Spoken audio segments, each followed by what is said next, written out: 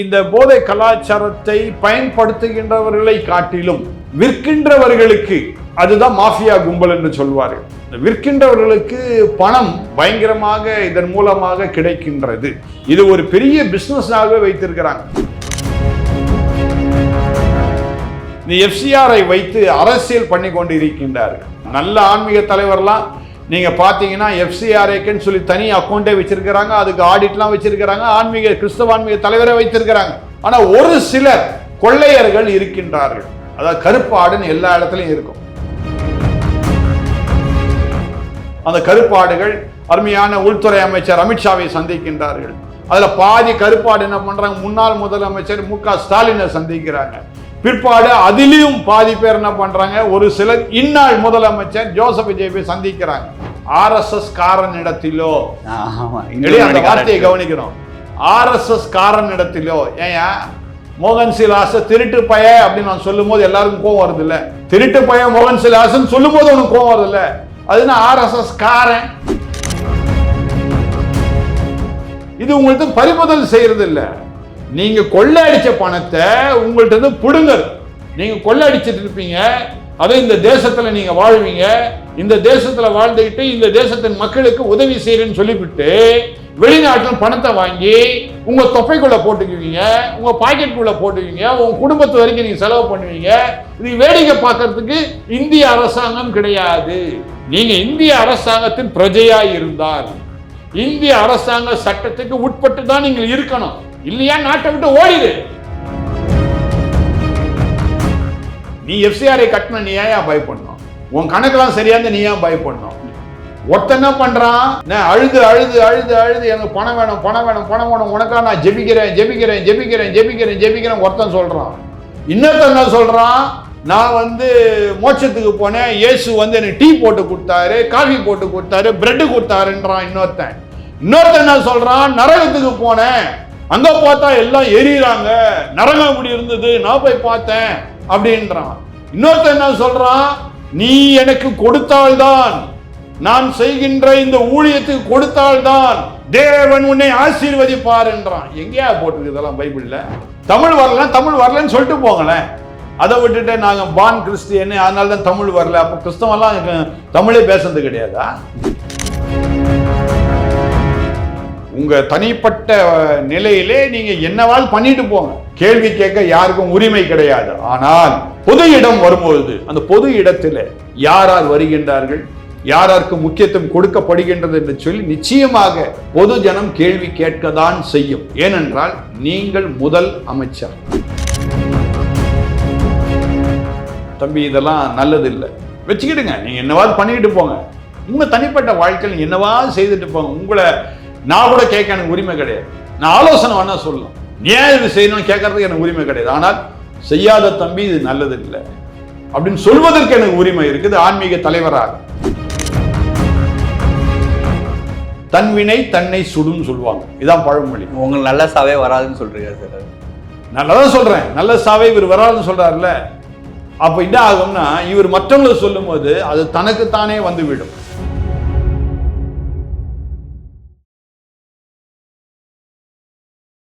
இளையபாரத நேயர்களுக்கு வணக்கம். இன்றைய சிறப்பு விருந்தினர் இந்திய தேசிய சிறுபான்மையினர் கட்சியின் தலைவர் ஆர்ச் பிஷப் குணசேகரன் சாமியார் சார் அவர்கள் தான். சார் வணக்கம் சார். வணக்கம். எப்படி சார் இருக்கீங்க? நல்லா இருக்கு சார். இன்றைய தினம் சட்டமன்றம் அப்படியே காரசாரமாக போயிட்டு இருக்கு. இது தமிழ்நாட்டில் இந்த போதை கலாச்சாரம் பெரிய லெவலில் பார்க்க முடியுது சார் நம்மளால. இன்றைக்கு அதை பற்றி எதிர்கட்சி தலைவர் பேசியிருக்காரு, ஆது அர்ஜுனா பேசியிருக்காரு, நம்ம பார்க்க முடியுது. இது எப்படி சார் பார்க்குறீங்க?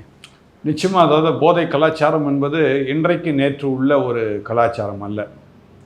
நான் அறிந்து நான் ஒரு 14-15 வயதாக இருக்கும் பொழுதே இந்த போதை கலாச்சாரம் இருந்து கொண்டே இருக்கிறது. அடுத்தது என்னுடைய 18வது 19ஆம் வயதிலே என்னுடைய நண்பர்கள் அந்த காலத்தில் ஆஷ்ன்னு சொல்லுவாங்க, அல்லது ப்ரௌன் சுகர்னு சொல்லுவாங்க. அது பார்த்தீங்கன்னா சக்கரை மாதிரியே இருக்கும், நாட்டு சக்கரை எப்படி இருக்கோ அதே மாதிரி இருக்கும். அதை என்ன செய்வாங்க, என்னமோ ஒரு இந்த சில்வர் பேப்பர் இருக்கு இல்லையா, அந்த சில்வர் பேப்பரில் அதை என்னமோ போடுவாங்க. அதை போட்டு கீழே தீப்பெட்டி குச்சி எப்படி நெருப்பு காட்டினா அது ஒரு மாதிரி கருப்பாகும். கருப்பாக என்ன செய்யும், அது ஒரு மாதிரி புகை வரும். அதில் புகை வந்துச்சுன்னா அந்த புகையை அப்படி உரிவாங்க. அப்படி ஒரு போதை.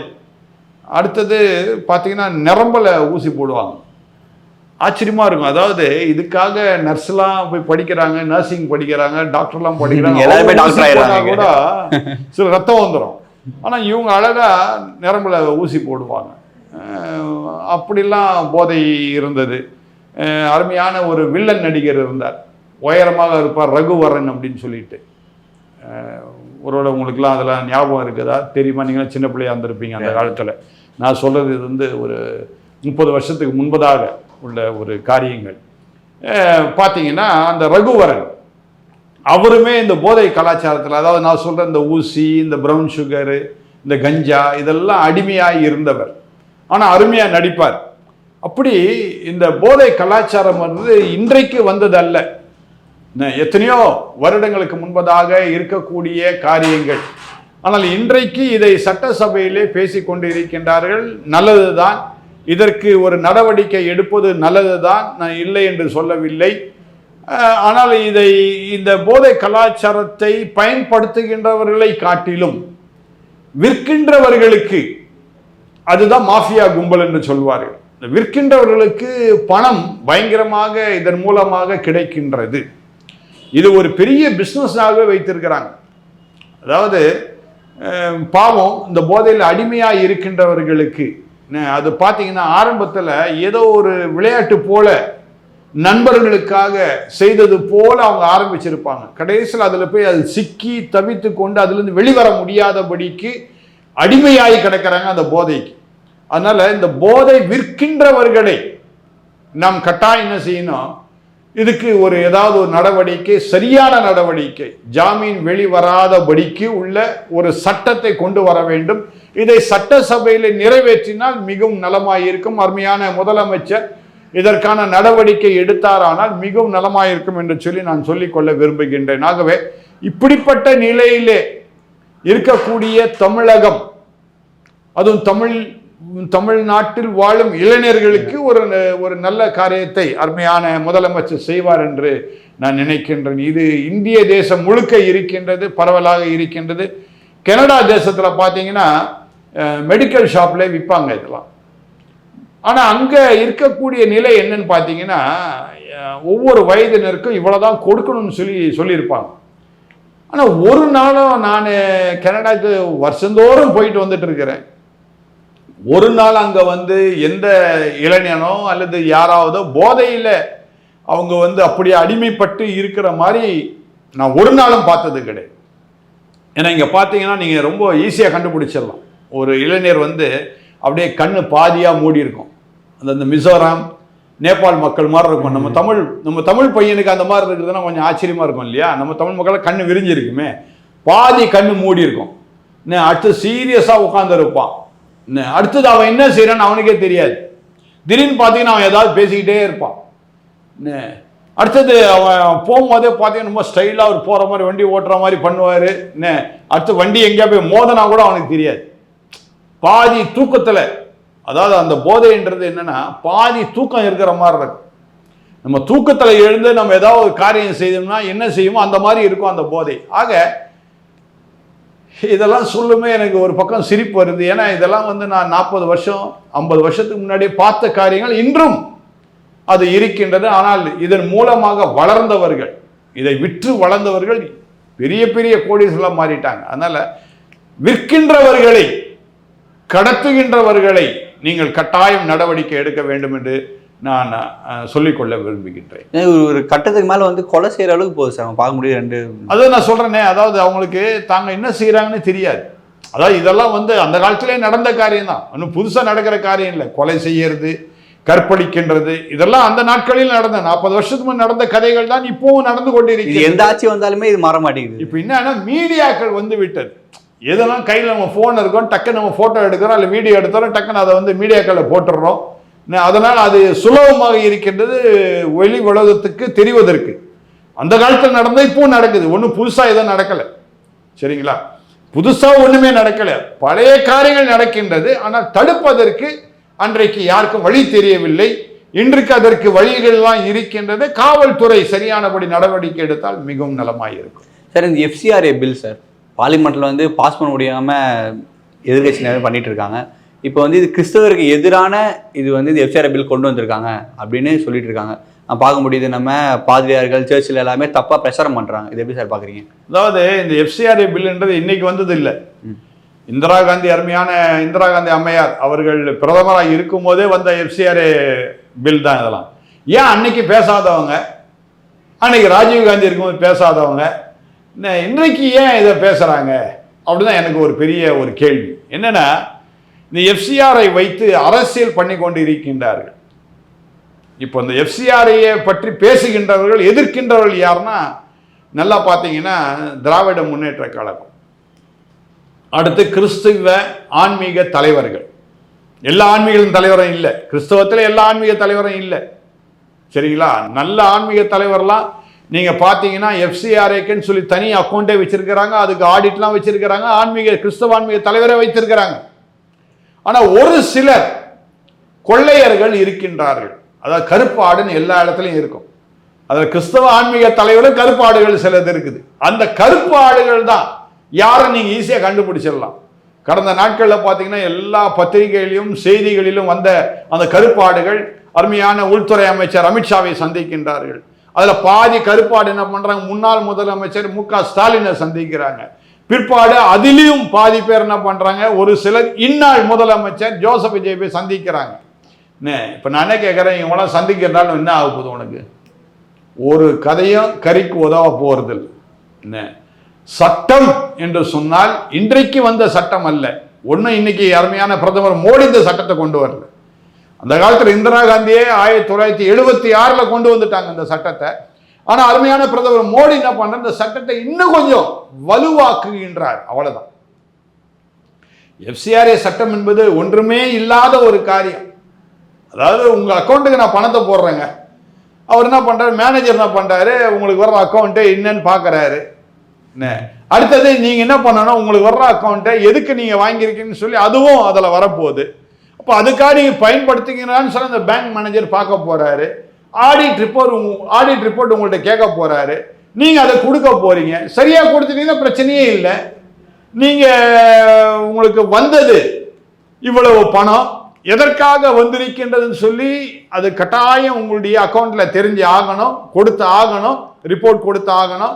அதற்காக நீங்க செலவு செய்திருக்கின்றீர்களா இல்லையா என்பதை ஆடிட்டர் என்ன பண்றாரு, ஒரு ரிப்போர்ட் கொடுக்கறாரு. அந்த ரிப்போர்ட் சரியா இல்லையான்னு சொல்லி மேனேஜர் பார்க்கறாரு. அந்த மேனேஜர் பார்க்கும்போது உங்களை அமைதியா விட்டுற போறாரு. நீங்க சரியானபடி அந்த கணக்கு ஒப்புவிக்கல, வாங்கின பணத்திற்கு சரியானபடி செலவு செய்யல என்கின்ற பட்சத்தில் அப்பொழுதுதான் உங்க மேல நடவடிக்கை எடுக்கிறாங்க. அதே மாதிரி இந்த மோகன் சி லாசரஸ் என்ன சொல்றாரு, உங்களுடைய சொத்துக்களை முடக்குவார்கள், பறிமுதல் பண்ணுவார்கள். அதை வேற யாராவது அதை சொல்லும்போது எடுத்துட்டு சொல்றாரு, RSS காரனிடத்திலோ, அந்த வார்த்தையை கவனிக்கணும், RSS காரனிடத்திலோ. ஏன் மோகன் சி லாசரஸ் திருட்டு பய அப்படின்னு நான் சொல்லும் போது எல்லாருக்கும் கோவம் வருது இல்ல? திருட்டு பய மோகன் சி லாசரஸ் சொல்லும் போது உனக்கு கோவம் வருது இல்ல? அதுனா RSS காரன் உள்ள RSS உள்ளவர்களுக்கு ஒருவேளை இதை கொடுப்பார்கள், அவர்கள் நிர்வாகம் பண்ணணும் சொல்லிட்டு போய் RSS காரன் வந்து நிர்வாகம் பண்ணுவோம் சொன்னாரா மோடி? அதை எங்கேயாவது சொன்னாரா? அல்ல உள்துறை அமைச்சர் சொன்னாரா? அது உன் சொத்தை பறிமுதல் செய்து நான் RSS கொடுப்பேன் அப்படின்னு எங்கேயாவது சொன்னாரா? இல்ல அமெண்ட்மெண்ட்ல ஏதாவது இருக்குதா? அந்த மாதிரி கிடையவே கிடையாது. அதாவது நீங்க ஒரு ட்ரஸ்ட் வச்சிருக்கிறீங்க, உங்க ட்ரஸ்ட்டுக்கு எஃப்சிஆர்ஏ வருது, ஒரு 2 முறை 3 முறை என்ன பண்றாங்க, உங்க ட்ரஸ்ட்ல உள்ள அக்கௌண்ட் சரியில்லைன்னு சொல்றாங்க. அந்த மாதிரி பட்சத்தில் என்ன பண்ணுவாங்க, அரசாங்கம் என்ன பண்ணுவாங்க, உங்க ட்ரஸ்ட்ல இருந்து வாங்கி இன்னொரு அதே ஆன்மீக ஒரு கிறிஸ்தவ ஆன்மீக ட்ரஸ்டா இருந்தா அதே கிறிஸ்தவ ஆன்மீகத்துக்கு அந்த ட்ரஸ்ட்டை மாத்திடுவாங்க. அவ்வளவுதான். யார் நல்லா செய்யறாங்க அவங்களுக்கு கொடுத்துருவாங்க. இது உங்களுக்கு பறிமுதல் செய்யறது இல்லை. நீங்க கொள்ளையடிச்ச பணத்தை உங்கள்கிட்ட இருந்து பிடுங்கிறது. வழங்குதா? நல்லது தானே, அதானே சட்டம், நல்லது தானே. நீங்க கொள்ளையடிச்சிட்டு இருப்பீங்க, அதை இந்த தேசத்துல நீங்க வாழ்வீங்க, இந்த தேசத்துல வாழ்ந்துகிட்டு இந்த தேசத்தின் மக்களுக்கு உதவி செய்யறேன்னு சொல்லிவிட்டு வெளிநாட்டில் பணத்தை வாங்கி உங்க தொப்பைக்குள்ள போட்டுக்குவீங்க, உங்க பாக்கெட்டுக்குள்ள போட்டுக்குவீங்க, உங்க குடும்பத்து வரைக்கும் நீங்க செலவு பண்ணுவீங்க. இது வேடிக்கை பார்க்கறதுக்கு இந்திய அரசாங்கம் கிடையாது. சரியா? நீங்க இந்திய அரசாங்கத்தின் பிரஜையா இருந்தால் இந்திய அரசாங்க சட்டத்துக்கு உட்பட்டு தான் நீங்கள் இருக்கணும். இல்லையா நாட்டை விட்டு ஓடிடு, எந்த நாட்டுக்காவது ஓடிடு. உன்னை வேண்டான்னு சொல்ல. நீ இந்திய பிரஜையாய் இருந்தால் இந்திய நாட்டுக்கு சட்டத்திற்கு அடங்கிதான் நடக்கணும். முடியலையா ஓடிடு, எங்கேயாவது ஓடி தொலை. ஏன் இந்த நாட்டில் உட்காந்து இருக்கிறவங்களும் பிரச்சனையை கொடுக்குறேன்ற நான். அதாவது ஒரு பெரிய கூட்டத்தில் மோகன் சிலாசஸ் பேசுறாரு. அந்த கூட்டத்தை ஏறக்குறைய குறைஞ்சது 5000 பேர் வந்திருக்கிறாங்க. அந்த 5000 பேர் மனதையும் நீ செலவு பண்ற. இந்த மத்திய அரசுக்கு எதிராக நீ திருப்புற. அவங்களுக்கு மத்திய அரசு என்ன நடக்குன்னு கூட அவங்களுக்கு தெரியாது. அவங்க உன் கூட்டத்துக்கு வந்தது அவங்களுக்கு வேதனை, அவங்களுக்கு பிரச்சனை, அவங்களுக்கு வியாதி, இதுல இருந்து ஏதாவது ஒரு விடுதலை கிடைக்காதா அப்படின்னு நினைச்சு உங்ககிட்ட வராங்க. நீ ஓ பிரச்சனையை தூக்கி என்ன பண்ற, அவங்க தலையில சுமக்கிற. நீ எஃப்சிஆரை கட்டின நீ ஏன் பயப்படணும்? உன் கணக்கெல்லாம் சரியா நீ ஏன் பயப்படணும்? உங்கள்கிட்ட நான் பணத்தை வாங்குறேன், நான் சொல்றேன் எனக்கு வந்து டீ குடிக்கணும் போல் இருக்குதுங்க, ஆனால் பணம் கொடுங்கன்னு நான் கேட்கறேன். நீங்க என்ன பண்றீங்க, ஒரு 20 ரூபா கொடுக்குறீங்க. அந்த மாதிரி 10 பேர்கிட்ட நான் என்ன பண்றேன், டீ குடிக்கிறதுக்காகன்னு சொல்லிட்டு நான் வாங்குறேன். அப்ப 200 ரூபாய் ஆகுது. அந்த 200 ரூபா வாங்கிட்டு கொண்டு போய் ஒரு குவார்டர் பாட்டில் வாங்கினா ஆச்சா? அப்ப நான் வாங்கின பணத்துக்கு என்ன பண்ணல, சரியானபடி கணக்கு கொடுக்கல. நான் சிலர்லாம் பார்த்துருக்கேன் ரோட்ல, ஐயா பசிக்குது, எனக்கு ஒரு டீ வாங்கி கொடுங்கன்னு வாங்க. வாங்க டீ வாங்கி தரேன்னு வாங்கி கொடுப்பேன். இல்லைங்க டீ வாங்க காசா கொடுங்கன்னு வாங்க. அப்போ நான் புரிஞ்சுக்கிடுவேன். இப்போ நம்மள மாதிரி இன்னும் ஒரு 10 பேர்ட்ட ஒரு டீ காசுன்னு கேட்டால் என்ன ஆகும், 10 ரூபா கொடுத்தா ஒரு கட்டிங் போடுறதுக்கு அவருக்கு காசு கிடைச்சிடுச்சு. வழங்குதா? அப்போ அதுக்கு நாம வந்து முற்படக்கூடாது. இப்போ வெளிநாட்டில் சிலர்லாம் இப்போ என்னுடைய பேட்டியெல்லாம் பார்க்குறாங்க, சிலர்லாம் பாராட்டுறாங்க. உண்மையாகவே நான் என்ன சொல்ல வரேன், வெளிநாட்டில் உள்ளவர்களுக்கு நான் என்ன சொல்ல வரேன்னா, தயவுசெய்து இப்படிப்பட்ட கொள்ளையர்களுக்கு உங்க பணத்தை கொடுக்காதீங்க. உண்மையாக நடத்துறாங்களா இல்லையான்னு பாருங்க. இவங்க ரிப்போர்ட் அனுப்புவாங்க அதிகமா. ஒருவேளை நீங்க என்ன பண்ணலாம், அரசாங்கத்துக்கு நீங்க கேளுங்க, இந்த மாதிரி நான் பணம் அமைச்சிருக்கிறேன், இன்னாருக்கு இத்தனை லட்சங்கள் இத்தனை கோடி அனுப்புறேன், இவர் உண்மையாகவே இந்த திட்டத்தை செய்கின்றாரா, திட்டத்தை செய்ய முற்படுகின்றாரா என்று சொல்லி அரசாங்கத்தையும் கேளுங்க. அதாவதுங்க வெளிநாட்டுல இருந்து பணம் வந்து இப்போ நான் ஒரு கிராமத்தை தத்தெடுக்கிறேங்க, சரியா? அந்த கிராமத்தில் உள்ள பிள்ளைகளுக்கு கல்விக்காக நான் செலவிட விரும்புகின்றேன்னு சொல்லி பணம் வாங்குறேன். வாங்கும் போது ஒரு ஏறக்குறைய ஒரு 100 பிள்ளைகளுக்கு கல்விக்காக நான் பணத்தை செலவழிச்சா நான் அரசாங்கம் வேண்டான்னு சொல்ல போதா? அரசாங்கத்துக்கு மிச்சம் தானேங்க. அரசாங்கம் செய்ய வேண்டிய வேலையே ஒரு என்ஜிஓ செய்யுது, அல்லது ஒரு எஃப்சிஆரை வைத்திருக்கின்ற செய்கின்றார்னா அது அரசாங்கம் சந்தோஷம் தானே படும், அதை தானே வரவேற்குது. இந்த நாட்டு மக்களுக்காக யார்கிட்டயாவது நீங்க வாங்கி சேவை மனப்பான்மையோடு கூட தாராளமாக செய்யுங்கன்னு சொல்லுது அரசாங்கம். தவிர உங்களை உதவி செய்ய வேண்டாம், சேவை செய்ய வேண்டாம் என்று அரசாங்கம் சொல்லவே இல்லை. ஆனால் அதுக்கு நேர் எதிராக நல்ல பென்ஸ் கார்ல போறீங்க, உங்களை கார் வாங்க வேண்டாம்னு சொல்லல, வாங்கிக்கங்க. உன் பணத்துல நீ உழைச்சி நீ வாங்கிக்கோ. ஒருத்தன் என்ன பண்றான், அழுது அழுது அழுது அழுது எனக்கு பணம் வேணும் பணம் வேணும் பணம் வேணும், உனக்கா நான் ஜெபிக்கிறேன் ஜெபிக்கிறேன் ஜெபிக்கிறேன் ஜெபிக்கிறேன் ஜெபிக்கிறேன் ஒருத்தன் சொல்றான். இன்னொருத்தன் என்ன சொல்றான், நான் வந்து மோட்சத்துக்கு போனேன், இயேசு வந்து எனக்கு டீ போட்டு கொடுத்தாரு, காஃபி போட்டு கொடுத்தாரு, பிரெட் கொடுத்தாருன்றான் இன்னொருத்தன். இன்னொருத்தன் என்ன சொல்றான், நரகத்துக்கு போனேன், அங்க பார்த்தா எல்லாம் எரியுறாங்க, நரகம் அப்படி இருந்தது, நான் போய் பார்த்தேன் அப்படின்றான். இன்னொருத்தன் என்ன சொல்றான், நீ எனக்கு கொடுத்தால்தான், நான் செய்கின்ற இந்த ஊழியத்துக்கு கொடுத்தால்தான் தேவன் உன்னை ஆசீர்வதிப்பார் என்றான். எங்கேயா போட்டிருக்கு இதெல்லாம் பைபிள்ல? திருட்டு பசங்க இவனுங்கெல்லாம், விளங்குதா? இந்த திருட்டு பசங்களால எங்க பேர், எங்களை மாதிரி நல்லவங்க பேர்லாம் கெட்டு போகுது. ஆனா இப்ப பேட்டிகள் நிறைய பேர் என்ன தெரியுமா போடுவான், இவன் ஃப்ராடு பிஷப்பு, இவன் சங்கி பிஷப்பு. டேய் நீ என்னவா சொல்லிட்டு போடா, திருட்டு பயல. திருட்டு பயனை கை கொடுத்தா அவனும் திருடன் தான், விளங்குதா? நான் உண்மையை பேசுறேன், நானும் எஃப்சிஆரை வச்சிருக்கிறேன், நான் கரெக்டாக கணக்கு கொடுத்துட்டு இருக்கிறேன், அதனால தான் தைரியமா பேசுறேன். நான் எஃப்சிஆரை என்னன்னு எனக்கு தெரியும், நானும் எஃப்சிஆரை வச்சிருக்கிறேன், அது ஒரு திட்டத்துக்காக செயல்படுத்திட்டு இருக்கிறேன். நான் அது எப்படி செயல்படுத்துறேன் எனக்கும் தெரியும், அதனால தைரியமா பேசுறேன். நல்ல திட்டத்தை கொண்டு வராங்க, அதை வரவேற்கணுமே தவிர அதை விட்டுட்டு இந்த அரசாங்கத்தின் மேல ஏங்க பிஜேபினாலே மோசம்னு சொல்றதுக்கு யாருன்னா கிறிஸ்தவங்க மட்டும்தான் சொல்றாங்க. அப்புறம் நீ பைபிளை படிக்கிறதே வேஸ்ட்ன்ற. எந்த இடத்துலுமே பைபிள்ல உன் எதிராளியை திட்டு அல்லது சாபம் போடு, அவங்க வாழக்கூடாதுன்னு ஜெபம் பண்ணுன்னு சொல்லவே இல்லை, சரியா? எல்லாரும் நல்லா இருக்கணும், எல்லாரும் மேலே அன்பு செலுத்து. உன்னிடத்தில் அன்பு செலுத்திலே அன்பு செலுத்தினால் அதனால் பிரயோஜனம் இல்லை. உன்னை வெறுக்கிற இடத்துல அன்பு செலுத்து. இதுதான் பைபிள் சொல்லித்தர, கிறிஸ்தவ புத்தகம் சொல்லி கொடுக்கின்ற ஒரு கருத்து. இதை நீ செய்யவே மாட்டா, அப்புறம் எதுக்குடா நீ எல்லாம் கிறிஸ்தவன் நீ சொல்லிக்கிற? முதல்ல நீ சிறுபான்மையருக்கே இல்லாதவன். அதனாலதான் நாங்க ஒரு திட்டமா இதை ஒரு தனிப்பட்ட முறையிலே ஒரு பேராயன்ற முறை நான் தனியாக குரல் கொடுப்பதை காட்டிலும் ஒரு குழுவாக சேர்ந்து இதை குரல் கொடுத்தால் நன்றாக இருக்கும் என்பதற்காகவே இந்த சிறுபான்மையர் கட்சியை நான் ஆரம்பித்திருக்கின்றேன். விசேஷமாக கிறிஸ்தவ மக்கள் சீர்திருந்த வேண்டும். நான் எப்பவும் சொல்லுவேன், நீ நல்லா ஆயிட்டா இந்த சமூகம் நல்லா ஆயிடும், இந்த சமூகம் நல்லா ஆயிட்டா அந்த மாவட்டமே நல்லா ஆயிடும், அந்த மாவட்டம் நல்லா ஆயிடுச்சுன்னா மாநிலமே நல்லா ஆயிடும். அதனால ரொம்ப ஈஸியா முடிஞ்சிடும் எல்லாமே, அதனால பிரச்சனையே கிடையாது. அதனால இதை நீ சிந்தனை பண்ணு, அதை செயல்படுத்துறதுக்கு பாரு. அதை விட்டுட்டு நீ ஏன் எஃப்சிஆர் நீ குதிக்கிற? அதாவது ரோட்ல வந்து சிக்னல் வந்து ரெட்ல விழுந்துருக்குதுங்க, அது ரெட்ல விழுந்தாலும் எனக்கு அவசரம் நான் போகணும் போய் நீ திரும்ப போயிட்டே இருந்தா என்ன ஆகும்? எங்கேயோ மோதித்தான் நிற்ப. நீ மோதுறதுனால என்ன ஆகுது? உனக்கும் பாதிப்பு, எதிர்க்க உள்ளவங்களுக்கும் பாதிப்பு. அதனால இந்த அரசாங்கத்துக்கு விரோதமா நீ செயல்படும் பொழுது உனக்கு தான் பாதிப்பு, அரசாங்கத்துக்கு பாதிப்பு இல்லை. அதனால உன்னை நம்பி இருக்கிறவங்களும் பாதிப்பாகுது. அதனால ஜாக்கிரதையா நீ இருக்கணும்னு சொல்லி நான் சொல்ல விரும்புறேன். சார், அதே மாதிரி அமைச்சர் மரிய வில்சன் அவர்கள் வந்து சட்டமன்றத்தில் என்ன பேசியிருக்காருன்னா, ஐ எம் பார்ன் கிறிஸ்டியன் அப்படின்னு சொல்லியிருக்காரு, அந்த வார்த்தையை குறிப்பிட்டிருக்காரு. இதில் வந்து நம்ம என்ன பார்க்க முடியுதுன்னா, இது வந்து சட்டசபையா இல்லை திருச்சபையான்னு நிறைய பேர் கேட்டுட்டு இருக்காங்க. எதுக்கு அந்த வார்த்தையை மெயினாக சொல்லணும்? அதே மாதிரி தமிழை ஒப்பிட்டு பேசியிருக்காரு, தமிழையும் பைபிளும் ஒப்பிட்டு பேசியிருக்காரு. எப்படி சார் பார்க்குறீங்க? இது ஒரு தவறான ஒரு வார்த்தை தான். அதாவது சட்டசபை என்று சொல்லும் பொழுது மக்களுடைய பிரதிநிதியாக நம்ம இருக்கின்றோம். மக்கள் பிரதிநிதின்னு சொல்லும்போது அதில் வந்து கிறிஸ்தவம் வரும், இஸ்லாமியர் வருவார்கள், இந்துக்கள் வருவார்கள், முகமதியர் ஜெயினன் வருவார்கள், சீக்கியர்கள் எல்லாரும் இருப்பாங்க அந்த பகுதியில். அந்த பகுதியில் உள்ளவங்க அத்தனை பேரும் தான் என்ன பண்ணியிருக்கிறாங்க? ஓட்டு போட்டுருக்காங்க. நீங்கள் வந்து எங்களுடைய பிரதிநிதியாக சட்டசபைக்குள்ளே எங்களுக்காக பேச வேண்டும் என்று சொல்லி உங்களை அனுப்பி இருக்கின்றார்கள். அந்த இடத்துல போயிட்டு நீங்க என்ன பண்ணக்கூடாது? நான் வந்து கிறிஸ்தவன் அப்படின்னு சொல்லி கொண்டால் அது எப்படி இருக்குன்னா, உங்களுடைய தனிப்பட்ட வாழ்க்கைக்காக, தனிப்பட்ட ஒரு காரியத்திற்காக சட்டசபையில போய் நீங்கள் குரல் கொடுப்பது போல இருக்கின்றது. அதுக்கு பதிலாக மக்களுக்காக குரல் கொடுங்கள். தமிழ் வரலன்னு சொல்லிட்டு போங்களேன்.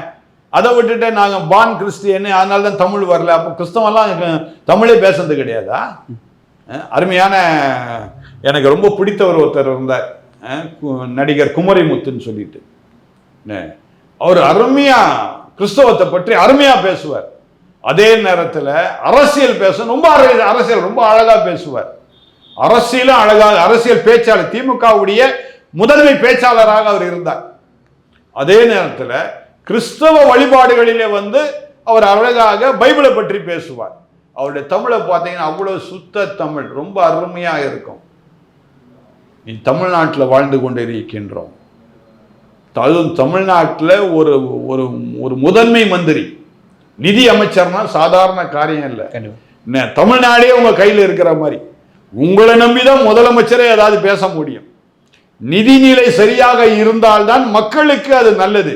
அப்பேற்பட்ட அமைச்சராக இருக்கக்கூடியவர், உங்களுக்கு தமிழ் தெரியலன்னா கற்றுக்கொள்ளுங்கள், தவறே கிடையாது. தமிழ் கற்றுக்கொண்டா நல்லது தானே. தமிழ்நாட்டில் இருக்கிற தமிழ் கற்றுக்கொள்ளதான் செய்யணும். ஒரு தவறுதல் இருந்து விட்டால் சொல்லுங்க, தவறு செய்துட்டதான் எனக்கு தமிழ் சரியா வரல அப்படின்னு சொன்னா தவறே இல்லை. அதை விட்டுட்டு நான் வந்து கிறிஸ்தவன், பைபிள் வந்து அன்பை போதிக்குது, அதை போதிக்குது, எல்லாருக்கும் தெரியுங்க. நீங்க சொல்லிதான் தெரியணும் அவசியம் கிடையாதுங்க. எல்லாருக்கும் தெரியும் கிறிஸ்தவம் பைபிள் வந்து அன்பு தான் போதிக்குது, ஆனா கிறிஸ்தவம் தான் சரியில்லை. அதான் பிரச்சனை சார். அதே மாதிரி சுதந்திர தினத்துக்கு வந்து த்ரிஷா அவர்கள் வந்திருந்தாங்க. எல்லாருமே அன்னைக்கு பார்த்தோம், நம்ம த்ரிஷா பற்றி தான் எல்லாருமே பேசியிருந்தாங்க. நீங்கள் எப்படி சார் பார்க்குறீங்க? அந்த ஒரு அரசு நிகழ்வு வரும்போது அவங்க வராங்க, அது எப்படி சார் பார்க்குறீங்க? அதாவது தாய் தகப்பன், அடுத்தது தாய்க்கு அடுத்தது மனைவி, அடுத்தது பிள்ளைகள், இவங்களுக்கு தான் முதலிடம் இருக்கணும். அது யாராவனா இருந்துட்டு போட்டோம், எப்பேற்பட்ட ஆளவனா இருந்துட்டு போட்டோம். ஒரு சராசரி மனுஷனுக்கு உரிய நல்ல பண்பு என்னன்னா தாய் தகப்பனை மதிக்கணும்.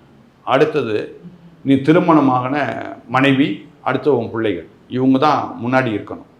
சரியா? அதுக்கு அடுத்தது உங்க தனிப்பட்ட முறையில், அது தனிப்பட்ட வாழ்க்கை, நீங்க எப்படி வேணா இருந்துக்கலாம். அதை இந்த சமூகமோ சமுதாயமோ இல்லை நானோ கேள்வி கேட்க எங்களுக்கு அதிகாரம் கிடையாது. அதை கேள்வி கேட்க வேண்டியது யாருன்னா உங்களோட தாய் தகப்பன், உங்களுடைய மனைவி, உங்களுடைய பிள்ளைகளுக்கு தான் அந்த அதிகாரம் இருக்குது. ஆனால் சுதந்திர தின பார்வையாளர்கள் வரிசையிலே வந்து உங்களுடைய தகப்பன் பாகத்திலே உங்களுக்கு எந்த வகையில் உறவோ என்பது எங்களுக்கு வேண்டியதில்லை, அது எங்களுக்கு வேண்டாத காரியம். ஆனால் அந்த இடத்துல வந்து உட்கார்றது என்பது அது சரியான ஒரு இடமாக, அது மற்றவருடைய பார்வையில் நிச்சயமாக அது அவதூறாக தான் தெரியும். சரியா? அது யாராவனாலும் இருக்கட்டும். உங்களுக்கு உங்க தனிப்பட்ட நிலையிலே நீங்க என்னவால் பண்ணிட்டு போங்க, கேள்வி கேட்க யாருக்கும் உரிமை கிடையாது. ஆனால் பொது இடம் வரும்பொழுது அந்த பொது இடத்தில் யார் யார் வருகின்றார்கள், யாருக்கு முக்கியத்துவம் கொடுக்கப்படுகின்றது என்று சொல்லி நிச்சயமாக பொது ஜனம் கேள்வி கேட்கத்தான் செய்யும். ஏனென்றால் நீங்கள் முதல் அமைச்சர், உங்களை நம்பிதான் இன்றைக்கு வாக்குகளை கொடுத்திருக்கிறாங்க எல்லாரும், உங்களை நம்பிதான் இந்த மாநிலத்தை உங்க கையில கொடுத்திருக்கிறாங்க. ஆக நீங்க முதன்மையாக எப்படி நடக்கிறீங்க பார்த்துட்டு தான் மக்களும் அதன்படி நடக்க விரும்புகிறாங்க. இன்னைக்கு நீங்க சினிமாவில் நிறைய நடிச்சீங்க, அதை பார்த்து தான் மக்கள் உங்களுக்கு வாக்கு கொடுத்திருக்கிறாங்களே தவிர தனிப்பட்ட வாழ்க்கையை பார்த்து யாரும் உங்களுக்கு என்ன பண்ணல, வாக்கு கொடுக்கவே இல்லை. You are a celebrity. அதனால மக்கள் உங்களுக்கு வாக்கு கொடுத்தாங்க. சினிமாவில் நீங்க பண்ண எத்தனையோ நல்ல காட்சிகளை பார்த்து தான் மக்களுடைய மனதில் நின்றதுனால இன்னைக்கு நீங்க முதலமைச்சராக உட்கார்ந்து இருக்கிறீங்க. அதை கடைசி வரையும் காப்பாற்றிக் கொள்வது நல்லது. இல்லாவிட்டால் வரும் நாட்களில் என்ன நடக்கும் தெரியாது. என்ன ஒரு சின்ன சின்ன விஷயங்கள் கூட உங்களுடைய ஆட்சியை கவிழ்ப்பதற்கு அது ஏதுவாக அமையாதபடிக்கு அருமையான தம்பி ஜோசப் விஜய் நம்முடைய மாண்புமிகு முதலமைச்சருக்கு நான் ஆலோசனை சொல்ல விரும்புகின்றேன். ஒரு ஆன்மீக தலைவனாகவும் தம்பி இதெல்லாம் நல்லதில்லை, வச்சுக்கிடுங்க. நீங்கள் என்னவாது பண்ணிக்கிட்டு போங்க, உங்கள் தனிப்பட்ட வாழ்க்கையில் நீங்கள் என்னவாது செய்துட்டு போங்க. உங்களை நான் கூட கேட்க எனக்கு உரிமை கிடையாது. நான் ஆலோசனை வேணா சொல்லலாம், ஏன் இது செய்யணும்னு கேட்கறதுக்கு எனக்கு உரிமை கிடையாது. ஆனால் செய்யாத தம்பி இது நல்லது இல்லை அப்படின்னு சொல்வதற்கு எனக்கு உரிமை இருக்குது ஆன்மீக தலைவராக. நீயும் ஜோசப்னு பேர் வச்சுட்ட, ஆனால் அந்த ஜோசப் எப்படி இருந்தான்? கொஞ்சம் வேதத்தை கொஞ்சம் பைபிளை படிச்சுப்பார். ஒரு அந்த அரசாட்சி செய்யக்கூடிய அரசனுடைய மனைவியே அந்த ஜோசப்பை வந்து வாப்பா நீ அழகா இருக்கிற அப்படின்னு சொல்லி படுக்க கூப்பிடும் போது உதறி விட்டு ஓடினான். அப்படிதான் அந்த ஜோசப் இருந்தான். அதனால இந்த ஜோசப் அப்படி இருக்கும்னு நான் ஆசைப்படுறேன். அது நல்லா இருக்கும்னு நான் நினைக்கிறேன். கண்டிப்பா சார்.